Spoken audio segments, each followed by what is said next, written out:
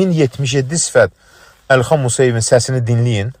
Sualda deyilir ki, sizin gizlin səs yazınızı sosial şəbəkələrdə paylaşırlar və əqidənizi gizlətdiyinizi deyirlər. Bu haqda nə deyə bilərsiniz? Həmin o şəxsi məclislərdə, bilmirəm indi, gizlindən kim yazıb, o cəsusluğu edib, o cəsusluğa da görə qiyamət günü cavab verəcək, o öz yerində. Görün bu insan nə deyir? Deyir ki, sizin sual soruşurlar, gizli səsinizi yazıb paylaşırlar. Bu da deyir ki, onlar qiyamət günü hesab verir, casusluq edirlər.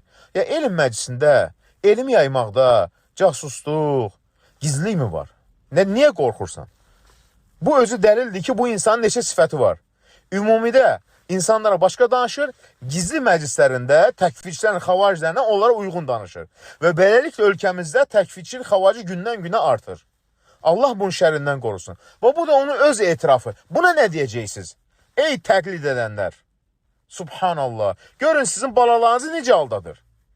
Üzdə başqa, gizlində isə təkfirçi, xavaric, işitçilik və o bərbad, fəsad əqidəsini yayır və bu da bunun etirafı.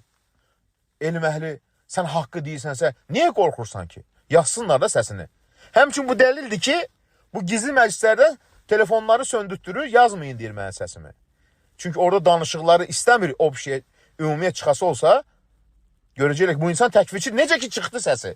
3 dənə səsini yaymışdıq, orada Azərbaycan xalqını təkfir elədi, xavaricilər kimi danışdı, işçilər kimi danışdı. Subhanallah.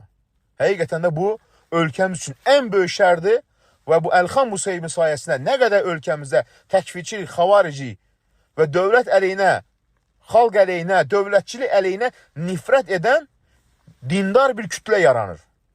Bu, Seyyid Qutbun qoyduğu, ixvanlığın qoyduğu əsasdır. Gizli məclislər təşkil edin, gizli məclislərdə insanları dövlət əleyhinə, xalq əleyhinə, dövlətçilik əleyhinə, rəhbər əleyhinə nifrətlə tərbiyə edin. Bu da özü səsi ilə sübut olundu. Biz heç zaman ona iftira atmamışıq. Allah bunun şərrindən qorusun xalqımızı, vətənimizi, millətimizi, dövlətimizi, dövlətçiliyimizi. Amin.